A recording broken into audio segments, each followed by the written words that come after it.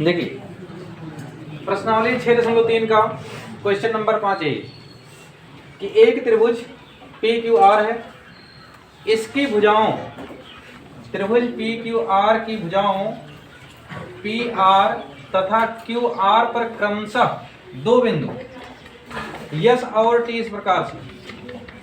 और ध्यान देना, अब इसी में PR तथा QR पर दो बिंदु स्थित करना है।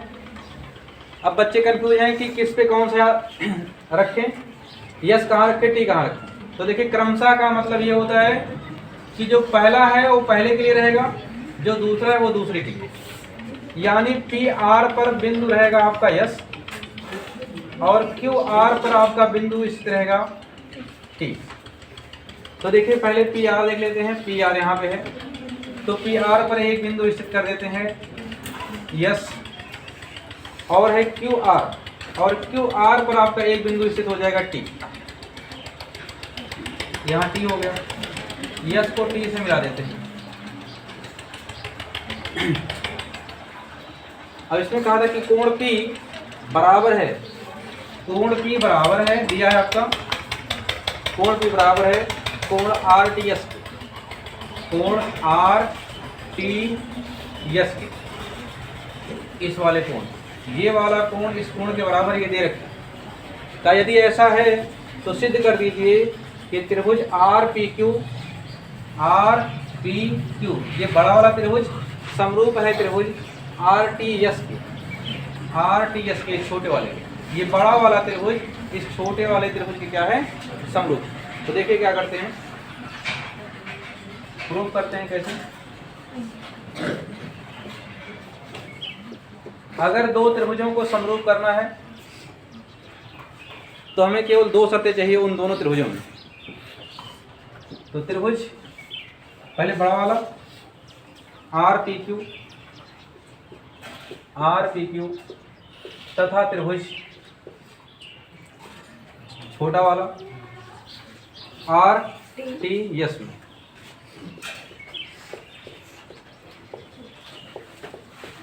अगर इन दोनों त्रिभुजों में कोई दो शर्तें मिल गई तो ध्यान देना त्रिभुज हो जाएगा आपका समरूप। तो देखिए ये कोण P बड़े वाले में है और ये कोण T छोटे वाले में है, ये दोनों आपस में बराबर हैं। कहेंगे पता कैसे चला, ये आपका क्वेश्चन में दे रखा था। तो बड़े वाले त्रिभुज में इसको लिखना है, कैसे लिखेंगे, RPQ, कोण RPQ बराबर होगा इस कोण के RTS के, ये दिया।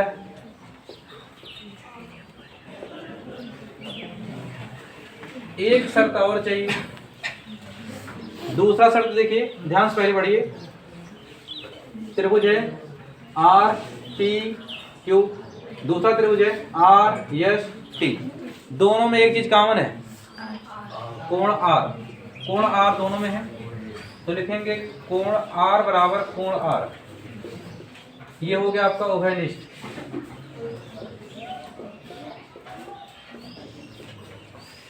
और जैसे ही दो शर्त मिलता है दोनों त्रिभुज हो जाते हैं आपस में समरूप। इसलिए त्रिभुज RPQ समरूप हो जाएगा त्रिभुज RTS।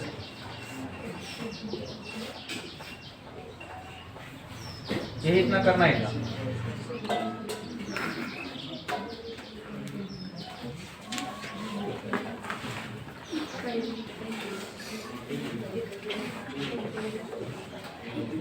देखिए क्वेश्चन नंबर 6 आपका यहाँ दिया गया है चित्र पहले से ही। एक त्रिभुज है ABC, यहाँ बिंदु D, यहाँ E को B से मिलाया गया है और D को मिलाया गया है C से। इसमें एक चीज पहले से आपका दे रखा है कि त्रिभुज ABE,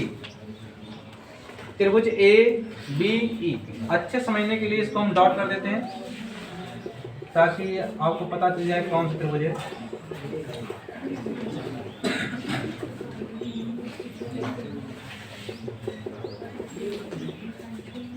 देखिए ये त्रिभुज आपका ABE कह रहा है सर्वांग सम है त्रिभुज ACD के। ACD इस वाले त्रिभुज के, इसको डबल कर देते हैं।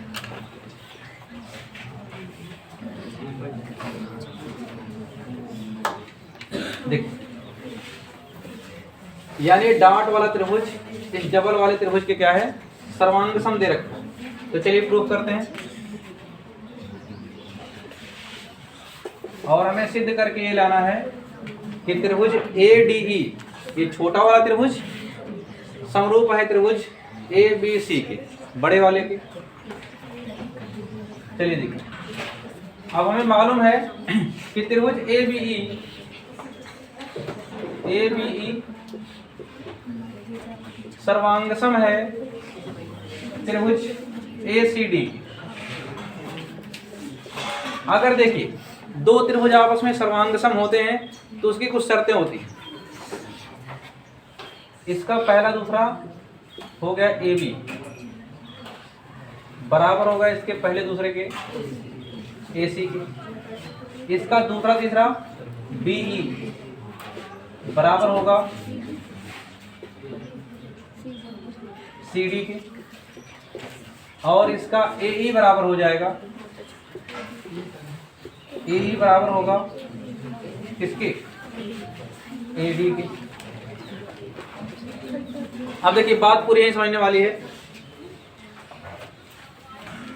यहां कह रहा है AB बराबर है, यानी ये बड़ी भुजा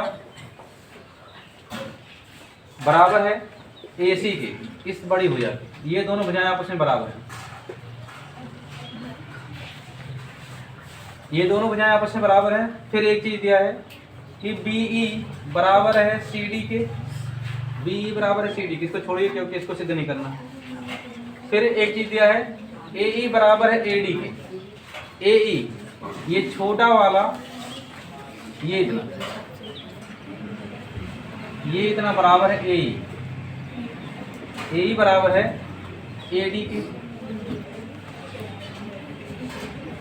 यहाँ से एक कंफर्म हो गया, ये बड़ी भुजा इस बड़ी भुजा के बराबर है, और यहाँ से ये छोटी भुजा इस छोटी भुजा के बराबर है। अच्छा देखिए, अगर हम इसका मान लेते हैं, ठीक है, देखिए अगर इसका मान गिनती में हम मान लें 4 है,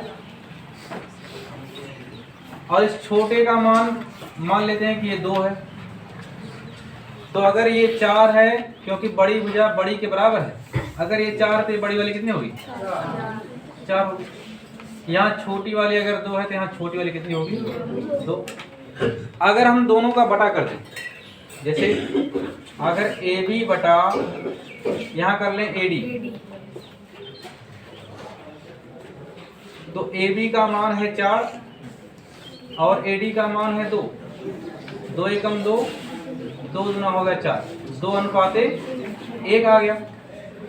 वैसे अगर यहाँ भी निकालें AC बटा AE, तो AC का मान कितना होगा 4 और AE का मान कितना होगा 2, तो 2 एकम 2, 2 दुना, दोनों अनुपात आपस में क्या है, बराबर हैं। यानी ये वाला अनुपात इस वाले अनुपात के क्या होगा, बराबर होगा। तो लिख सकते हैं AB बटा AD बराबर क्या हो जाएगा, AC बटा AE, AC बटा AE। होगा कि नहीं होगा, अनुपात में हो जाएगा। अब देखिए हमें सिद्ध करना क्या है, ADE त्रिभुज ADE समरूप है त्रिभुज ABC के। ये छोटा वाला त्रिभुज इस बड़े वाले त्रिभुज के क्या है, बिल्कुल समरूप है। तो लिखते हैं त्रिभुज ADE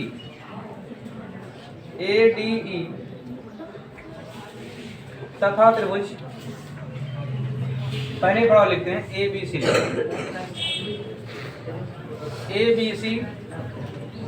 तथा त्रिभुज छोटा वाला ADE में कितनी शर्तें चाहिए, 2 शर्तें चाहिए समरूप करने के लिए। तो देखिए अभी अभी निकाला गया कि दोनों भुजाओं में अनुपात जो है बिल्कुल क्या है, बराबर है। तो भुजाएं अनुपातिक हो गई, AB बटा AD बराबर है AC बटा AE। बराबर इसलिए है क्योंकि दोनों भुजाओं में अनुपात क्या है, बराबर। और एक चीज ध्यान से देखिए, त्रिभुज है यहाँ ABC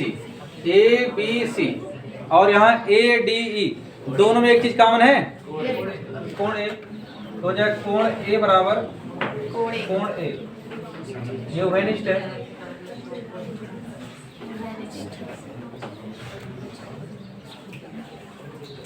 दो शर्तें हो गई, और जैसे ही दो शर्तें हो जाती हैं त्रिभुज आपस में क्या हो जाता है। इसलिए त्रिभुज ये वाला ADE समरूप हो गया त्रिभुज किसके, ABC के।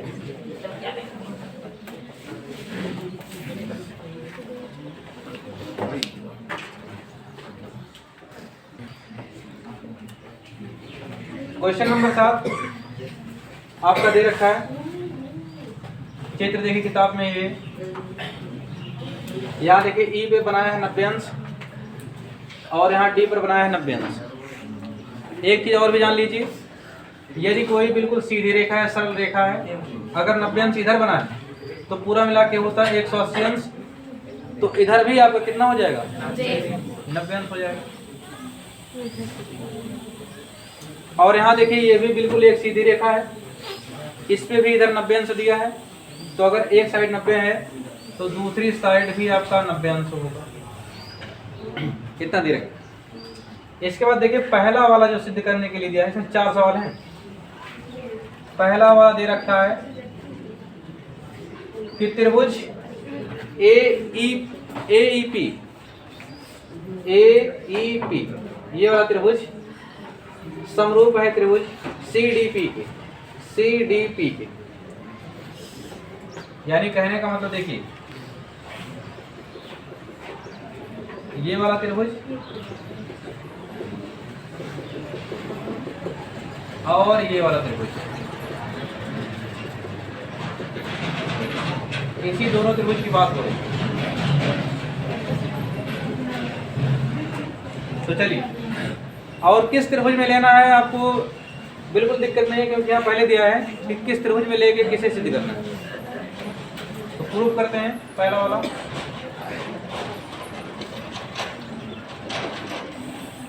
त्रिभुज AEP तथा त्रिभुज CDP में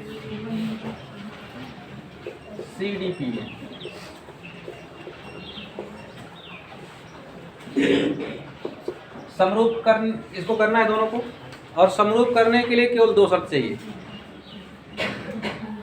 तो देखिएगा इस छोटे वाले में PEA यहाँ जो कोण बन रहा है ये वाला 90 अंश है। इसमें देखिए इस छोटे वाले में CDP यहाँ पे जो कोण बन रहा है कितने का बन रहा है, 90। तो यहाँ का 90 यहाँ का 90 90 बराबर होता ही है, तो 90 बराबर क्या लिखेंगे, 90। तो पहले त्रिभुज ये वाला है AEP वाला, इसमें लिखते हैं। तो 90 कहाँ पे है, ई वाले पे है, तो कैसे लिखेंगे, कोण PEA बराबर होगा कोण, यहाँ का 90 लिखना है, इधर होगा D, CD बराबर क्या हुआ, दोनों कितना है 90 अंश। एक शर्त मिल गया, एक शर्त और चाहिए। यहाँ देखिए ये वाला कोण और ये वाला कोण, ये दोनों कोण, ये जान लीजिए जहाँ x वाला निशान बन गया है वहाँ तुरंत ही क्या हो जाएगा, शीर्षाभिमुख। तो ये वाला कोण और ये वाला कोण दोनों आपस में क्या हो जाएंगे, बराबर, क्योंकि शीर्षाभिमुख है। तो P को लिखना है, कैसे लिखेंगे, EPA कोण EPA बराबर होगा कोण, इस वाले को लिखना है CPD, क्योंकि बीच में होना चाहिए जिसको लिखना है। और क्या ये शीर्षाभिमुख।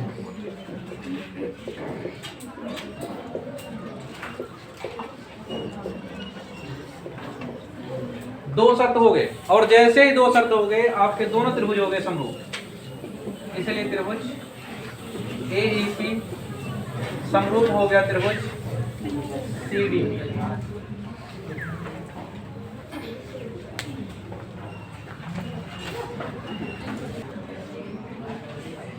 इसका दूसरा वाला ये है, आपकी कह रहा है त्रिभुज ABD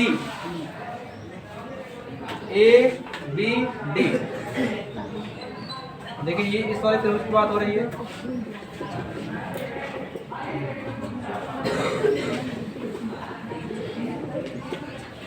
ABD ये वाला त्रिभुज है, और एक त्रिभुज की बात हो रही है CBE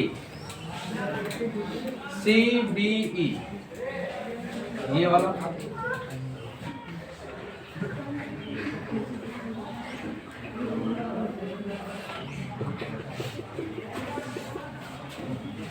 एक देखिए ये वाला ADB इसकी बात हो रही है, और एक बात हो रही है CEB।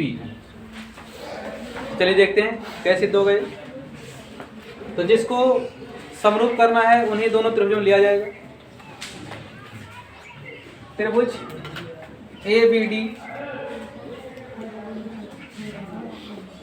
तथा त्रिभुज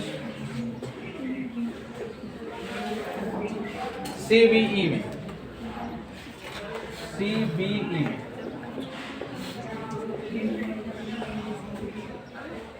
समरूप करने के लिए हमें चाहिए केवल दो शर्तें। ध्यान सुनिएगा, देखिए ABD में एक ही हमें मिल गया, यहाँ पे कितना है D वाला 90 की नहीं, और CBE में ढूंढना है CBE। यहाँ पे D वाला कितना है 90, यहाँ का D वाला 90 और इसमें का E वाला 90। तो यहाँ D को लिखिए पहले ADB कोण ADB बराबर है कोण इस वाले के यहाँ लिखना है CEB।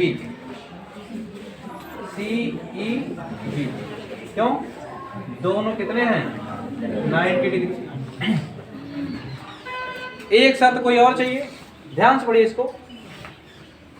ABD CBE कुछ मिला क्या? B दोनों में आपका है। अगर जो दोनों में होता है उसे क्या कहते हैं? उभयनिष्ठ। कोण B बराबर कोण B, इसे कहेंगे उभयनिष्ठ। और कितने शर्त हो गए? और जैसे ही दो शर्तें हो जाती हैं त्रिभुज हो जाता है समरूप। इसलिए त्रिभुज ABD समरूप हो गया त्रिभुज CBE।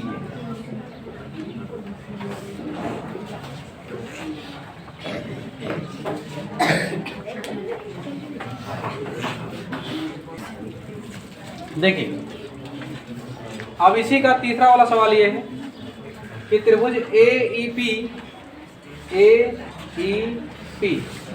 इसे समरूप करना है ADB के, यानी कि इस त्रिभुज को इस छोटे वाले को, इस छोटे वाले त्रिभुज को समरूप करना है ADB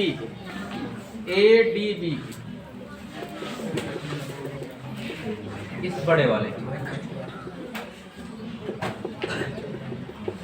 देखिए इतने की बात हो रही है, इस छोटे वाले को इस पूरे बड़े वाले के साथ समरूप करना है। तो त्रिभुज APE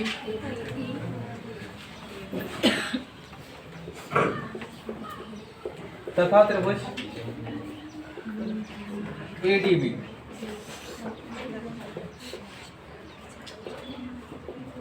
क्योंकि जिसे समरूप करना है उन्हीं दोनों त्रिभुजों में लिया जाएगा।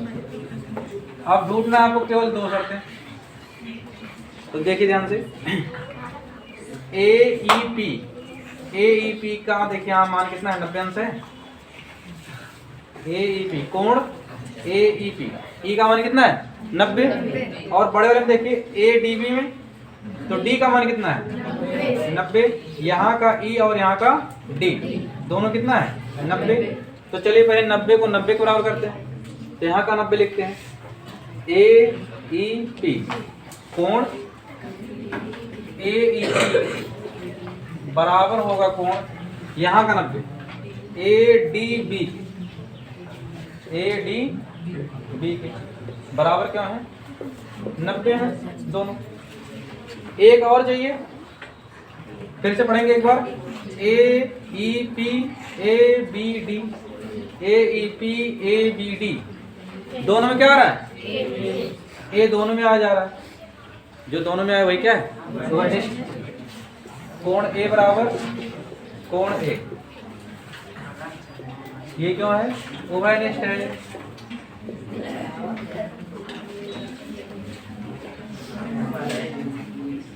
जैसे ही दो शब्द मिला इसलिए त्रिभुज AEP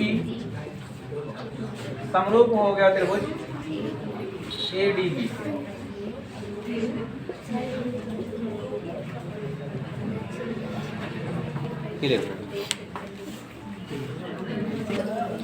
चलिए चौथा इसका ये है कि त्रिभुज PDC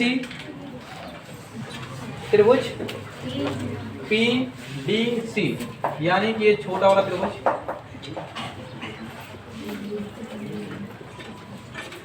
इस वाले त्रिभुज को समरूप करना है, छोटे वाले को PDC को BEC की बड़ा वाला।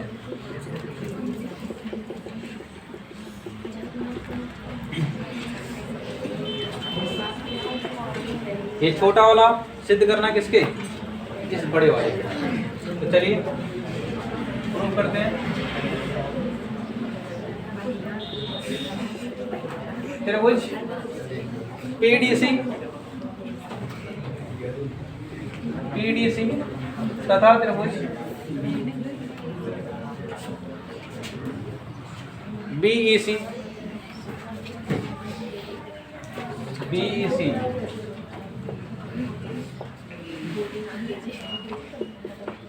केवल दो शर्तें चाहिए।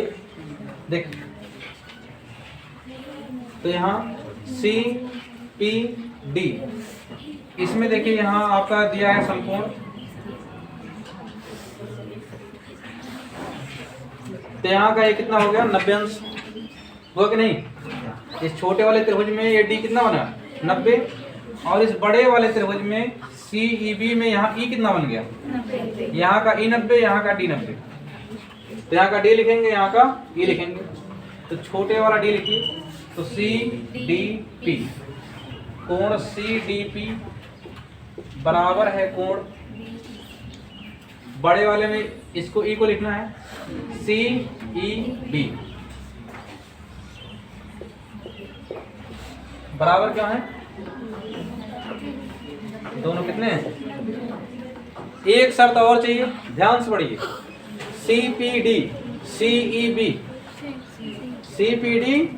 CEB क्या मिल रहा है C दोनों में, कोण C बराबर कोण C, ये क्या है उभयनिष्ठ।